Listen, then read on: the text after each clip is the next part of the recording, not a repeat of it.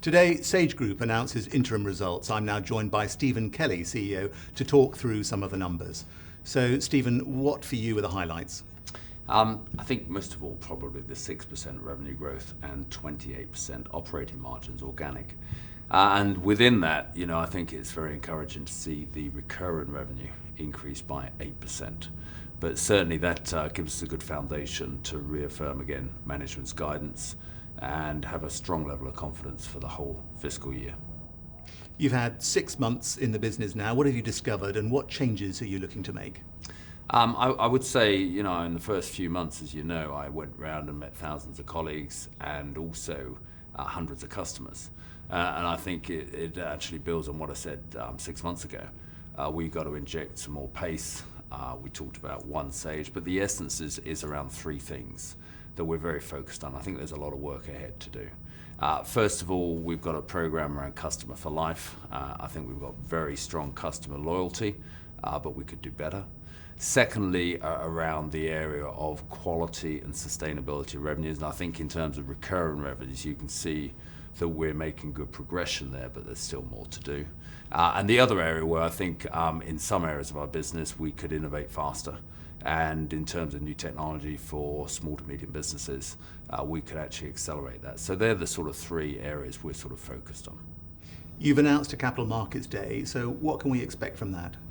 I think we'll give a full picture of really the transition to the analysts and investors, but also I think it gives us the opportunity to drive some of the strategies for growth in the areas I've talked about and a strong set of themes as to where we'll see Sage in the year 2020. I'm now joined by Steve Hare, CFO, to talk through the numbers in a bit more detail. So, Steve, how would you characterise these results?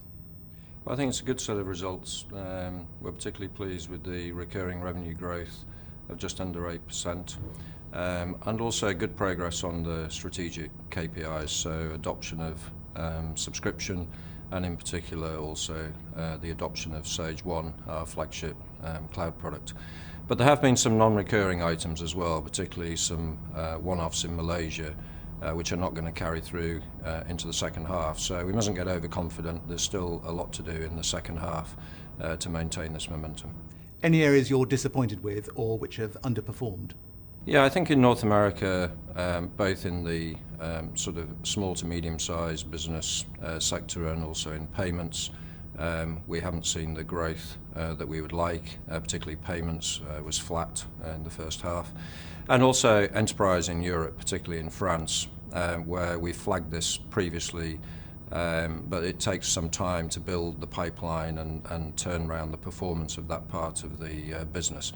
Enterprise as a whole, led by X3 globally, actually did pretty well. X3 grew double-digit, grew 10%, but we've still got a lot to do to build the pipeline in the enterprise business, particularly in Europe. The product suite is evolving. Does the business model need to change with it? It does, yeah. The shift to subscription is a very important part of the business model. So if we take Sage One as an example, the cloud product for small business, that's 100% sold on subscription. But increasingly what we're also doing is selling upgrades to our on-premise products.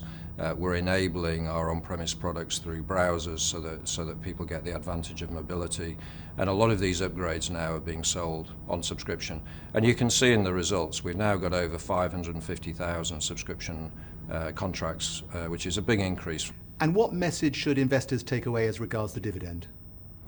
We're very committed to a progressive dividend. The dividend is part of how we want investors to see the total return that Sage gives to them. And so the message they should take away is we're very committed to that dividend, and we're very committed to a progressive and reasonable increase year on year. You're already hitting the 6% target. It's job done, isn't it? Well, we're very confident for the second half of FY15. But I think if you look at the wider macro environment, in Europe and in the US in particular, we've got a low inflation, if not zero inflationary environment.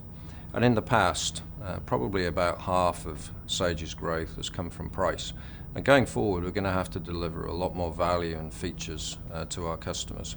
So there's a lot to be done in FY16 and beyond. We know what we need to do, but we do need to execute. Steve Hare, thank you very much. Thank you. Encouraging performance then. How do you see the growth in the next 6 to 12 months? Is it sustainable? I think today's interim results allow us to have a very strong underpin and level of confidence around the outlook for the fiscal year. And actually what Steve and I are spending our time thinking about really is the sustainability of the business and growth into FY16 and 17. And how do you see the markets unfolding over that period? In the broader markets, probably not appropriate for me to speak to, but certainly in the markets where we're the experts around small to medium businesses, we certainly are perceived as a champion of small businesses. And what we're hearing from our customers is the environment is good. Obviously, they'd always like things like lower business rates and less red tape, but broadly they're on a trajectory of growth and prosperity, which is really important because these companies create 2/3 of all the jobs in the US and in the UK and in the developed economies. So their outlook is very positive, and some of the things I talked about in terms of customer for life, customer loyalty, innovation is things we're going to be working on over the next few months. And how exactly do you see Sage Group helping those SMEs? I think it's a good question, Guy. And in terms of how we help, obviously we're a fundamental business platform. So a lot of the customers said to me, and they use the word indispensable, and we've got a very, very strong degree of customer loyalty. However, I think we can do way more than that.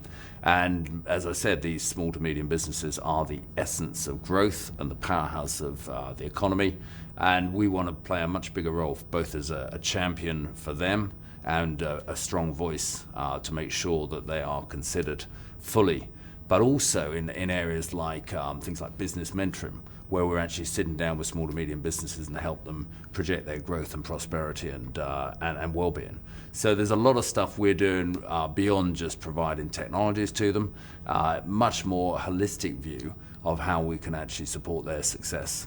And ultimately what that means, I think, is good news for everybody, because these guys are the fundamental essence of economic success. Stephen Kelly, thank you very much. Thank you very much.